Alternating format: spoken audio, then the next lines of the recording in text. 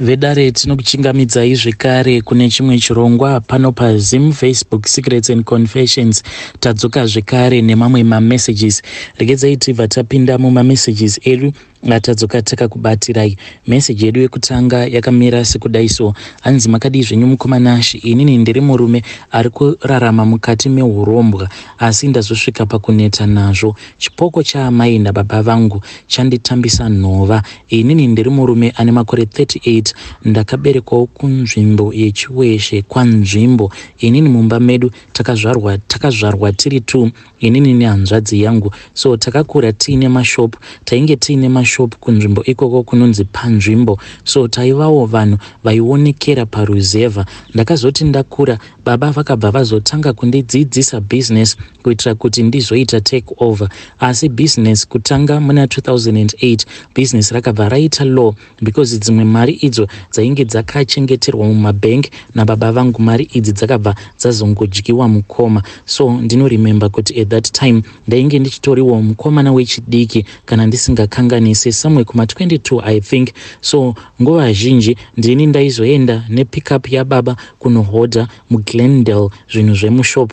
So ndakazosangana neumwewo muchinda uyo akandiudza kuti ainge aine bhawa muGlendale imomo asi achigara kuHarare, aingouya kubusiness rake. So ndakatanga kumuudza kuti ko muri kuzvigonawo sei? Akabva ati business rinoda munhu ane moyo wakasindimara. So takabva tatanga kutamba tose zvekutowirirana chaizvo. Akabva azonditi ndinge ndichitora passport ndizoenda naye kumusha kwavo. Murume uyu aibva kuMalawi. Saka akabva anditi iye anopota achienda kuMalawi kuti ange achifambirawo zvebusiness rake. Vabereki handina kana kumboda kuvaudza kuti ndainge ndafungawo kuti ndinge ndichienda nemudhara uya kuMalawi uyo aiva nebhawa rake. So ndakati kana ndikavaudza kuti ndafunga zvemushonga zvimwe kuda vanokwanisa kuzondikonanisa. Ndakangovati inini neumwe wangu tiri vanhu vanowirirana, saka tine chibusiness venture chedu chatiri kuda kuita. Ndakavanyepera kuti kwavo uko kunowanikwa hove, saka ndainge ndichida kunowana mukoto wacho wehove.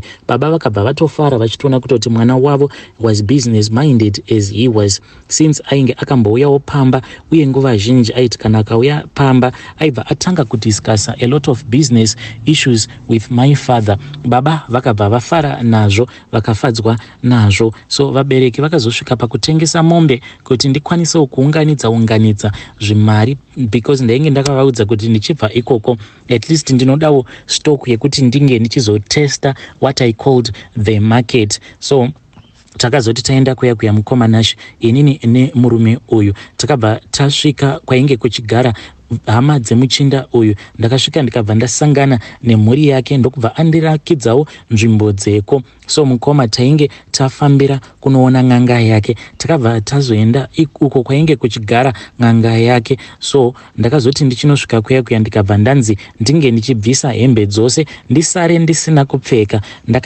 Ndakabva ndaita sekudaro ndikabva ndazopfekedzwa mukoma. Ndakapfekedzwa napukeni, munoona manapukeni aya anopfekedzwa vana, but napukeni iri rainge rakakura sei, ende kainge kekutotanga kutoonawo napukeni rejira dzvuku. Ndakabva ndazopfekedzwa napukeni riya tsvuku rikabva razosungwa netambo chena. Ndikabva ndanzi ndinge ndichizokanda mari yemuno muZimbabwe pasi ndichitaura zvose zvandainge ndichida. Ndakabva ndaita saizvozvo. So ndo mashandirwo acho andakaitwa. Ndakabva ndanzi ndaifanira kuti ndinge ndichitsvaka shop ikoko kuMalawi. Ndikabva ndanzi shop iyi kunyangwe kana ukasazoisa kana stock mushopu iyi hazvina kana basa, but hanzi shop iyi ndo inenge ichidana vanhu, because mushopu imomo mukoma ndakabva ndazopiwa dehenya. Ndakabva ndanzi dehenya iri raifanira kungogaramo mushopu imomo. Ndakabva ndazopiwa zvekare imwe mbiya. Ndikabva ndanzi mbiya iyi ndaifanira kuzoisamo mushopu imomo. Ndikanzi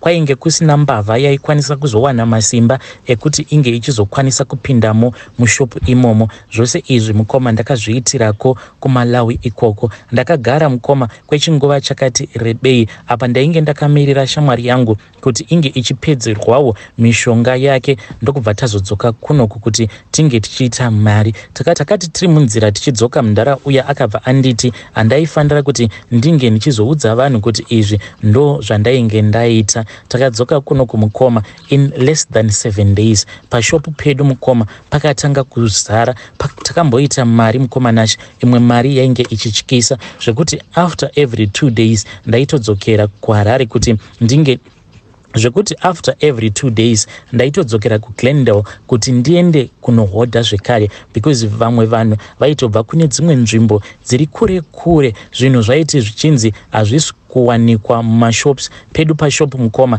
paigara pakangozara kuti ti. So gore rakapera ndikadzokera kun'anga yaya kuti ndinonzwa mubhadharo wayo, asi ndakazoti ndichinosvika kuya mukoma zvinhu zvose zvatainge takataurirana zvainge zvachinjwa, because inini ndainge ndakaudzwa kuti paizongodiwa ropa rehuku, hanzi ndaifanira kuzongotenga hangu huku ndobva ndaenda parukova, then inini nen'anga iyoyo tinenge tatopedzerana. But pandakadzokerako mukoma n'anga iyi ndakatoisvikira ichitorwara ndokubva yati iyo yainge ichida kuti inini ndinge ndichideura ropa remubereki wangu. Ndipo pandakabva ndazochekeresa baba vangu, because painge pasina kana majokes kana panegotiations. Baba vakangodona vari kumombe ndiye Sarai. Ndakabva ndaudzwa zvose izvi pandainge ndichiriko ikoko kuMalawi, but vanhu havana kana kutombozviziva kuti ndonyaya dzandainge ndafambira. Ende ndakakwira mukoma ndokubva ndauya ndikabva ndaviga baba, asi ndakanzi handaifanira kuti ndinge ndichipedza 7 days ndiriko kumusha. Ndakatsvaka zvekunyepera amai baba vachivigwa sanhasi, ndakangorara 2 days ndokubva ndatokwira ndikadzoka zvangu muGlendale. Apa muGlendale ndainge ndava kugara kumba kwemudhara uya webottle store rake. Gore rakati rapera mukoma zvekare amai vakabva vadona kugarden ndiye Sarai. Panhamo yaamai ndakatonzi apa haufaniri kuti unge uchienda nekuti uyu ndiye mukadzi akakutakura ende iye anokwanisa kuenda newe kana ukaita zvekutamba naye, because shungu dzake dzakanyanyisa, because arimo mubox mukofini make ari kukubvunza kuti ko nhai mwanangu, ko ndakakutadzirei kuti unge uchindirwadzisa kusvika pakadai zvokuti unondichekeresa. Saka ndakabva ndanzi sezvo amai vako vari mutorwa kwauri, haufaniri kuti unge uchienda kunovaona vachivigwa. Zvekare ndakabva ndanzi ndaifanira kuzospenda zvimakore ndisingaone pavakavigwa. Zvekare ndakabva ndanyepera vanasekuru, ndikabva ndaita sekunge munhu ainge akarobhiwa nematsotsi, ndokubva ndadzima foni yangu. Zvinondirwadza mukoma, because ndakaita gore rose ndigeremo muGlendale ndisingadzokere kumusha. Ko ndaigodzokera seiko kumusha, yet inini ndainge ndichiziva kuti ndo mhosva dzangu idzi dzandainge ndakapara. Takati tatigarei, hanzvadzi yangu uyo ainge akasara pamba nemukomana wemombe nemusikana webasa ndaipota ndichimutumidzira mari, asi iye manje ainge ava kungoti ndinodawo kuuya ikoko, ndinodawo kuuya ikoko. Iye mukoma apa ndainge ndakaudzwa kuti hanzvadzi yangu uyu handaifanira kuti ndinge ndichizoita very close naye, because pakunonoita close naye paya hanzi zvaikwanisa kuzomutsa shungu dzevabereki vangu, dzobva vabereki vangu vobva vatanga kuti mwana wedu ari kutambudzwa neuyu akaromba. Saamai vangu kuti tivatsipike zvainge zvichinetsa. Saka uyu mwana waamai vangu ndakabva ndazongomuignora, ndikangoti iye ngaazviitire zvake, ininiwo ndizviitire zvangu. Kubva ipapo pandakamuignora, I can say kuti upenyu hwangu hwakabva hwatanga kuendeka zvekutoti ndakaona kuti urombwa sometimes hwakanaka, ende ndakabva ndatanga kuenjoya upenyu hwangu. Ndikabva ndanzi unokwanisa zvako kuchitanga dzinza rako. Ndokubva ndazowanawo mukadzi uyo wandinodisisa nemwoyo wangu wose, zvekuti zuva randichanzi ndiye wandinofanira kuti ndinge ndichizosacrifice. Mukoma, inini handione sekunge ndinokwanisa kuzomusacrifice ini, but pane zvakaitika mukoma. Inini namadam tainge tatomboenda zvedu kuvacation, but takati tiriko kuvacation ikoko ndakabva ndazotumidzirwa picture naGarden Boy. Ndikatomupopotera because akangotumidzira picture reblack achiratidza kuti picture iri ainge akaritora pakati pawo usiku. Ndakamubvunza kuti what was the meaning of that, iye akabva anditi kuno kuboss pane zvakaitika. Saka mi namadam takabva takasika tikabva tazodzoka kunoku kumusha. Kati tasvika pamba mukoma ndo pandakabva ndaona kuti one of my cars yainge isina kutsva motikari iyi, but yainge yakangozara matsito sekunge motikari iyi yainge yakafamba nemusango rainge rabva mukutsva. Yaiva black mukoma.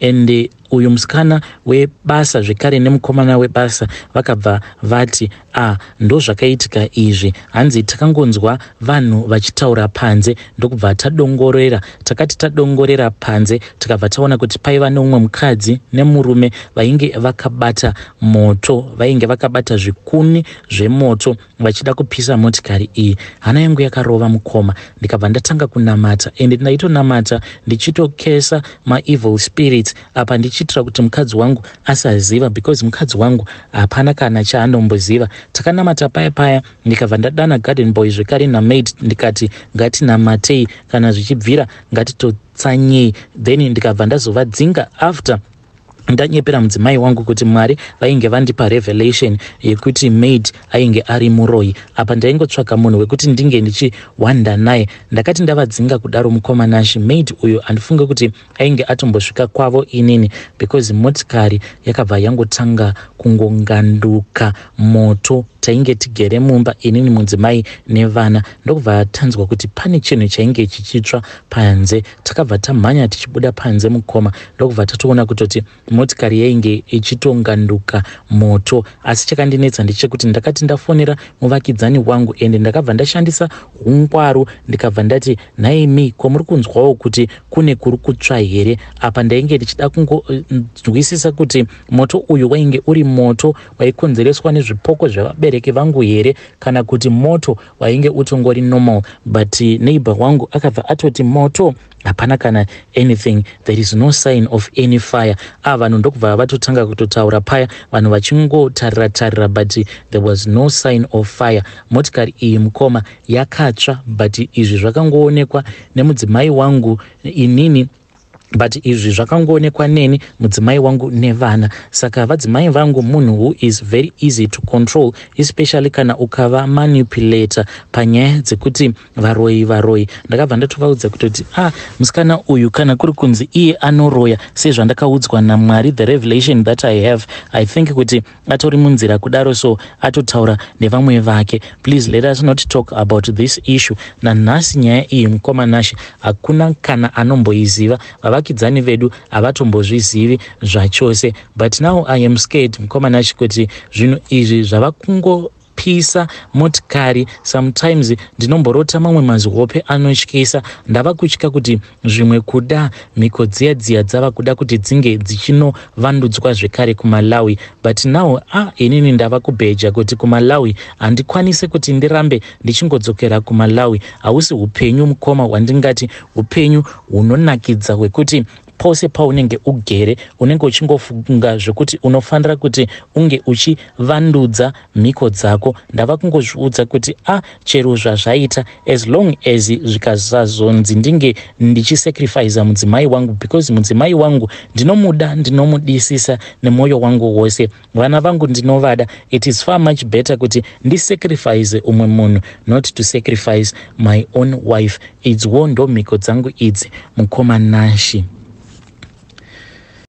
Vedare ndo message iyo yandakatumidzirwa ichibva kuna mukoma vedu.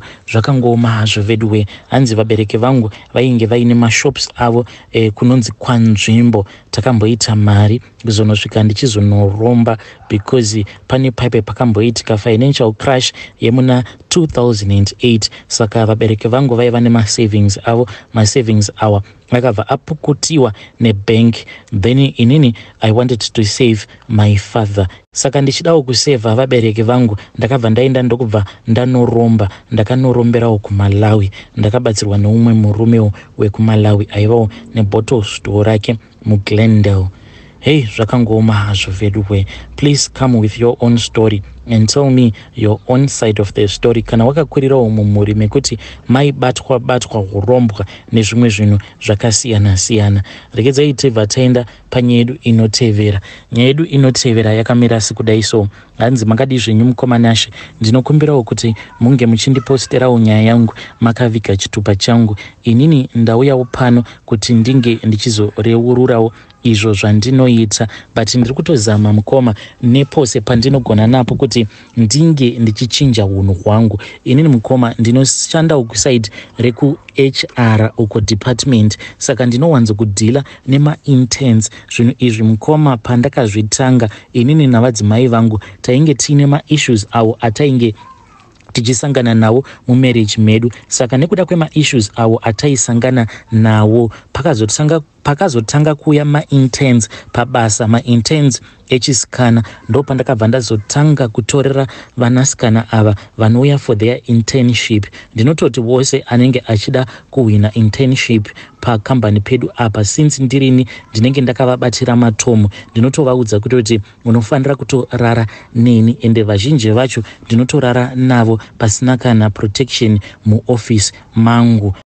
Chava kundirwadza mukoma ndechekuti pavasikana vose ava vandasangana navo ma-interns awa paiva nevamwe vaviri vainge vachiri vasikana vainge vakakwana. Zvakandirwadza mukoma kubvisa mwana umwe munhu kumhandara wausina kana dhiri naye for the sake of just telling yourself kuti I want to heal my heart. Zvinhu zvinondirwadza because kazhinji kana ndichirara navo vasikana ava vanenge vachitochema, vamwe vacho vatori nemafiance avo, but nekudawo kwekuti vanodawo basa vanozongoita zvandinenge ndichida, because kana ndikakuudza kuti no is a no, asi kana ukarara neni a yes will be a yes. Saka they will be left without any choice but to sleep with me.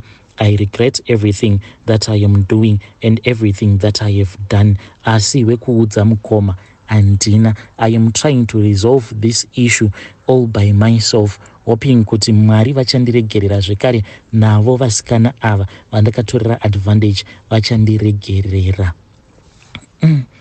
Vedare ndo message iyo yandakatumidzirwa ichibva kuna mukoma vedu avo. Kana uri munhukadzi, kana wakambosanganawo nazvo uchiti paya wawana basa obva wanzi tanga warara neni, please come with your own story so that tikwanise kushare nyaya yenyuwo paplatform panapa. Please let us talk about this issue in the comment section.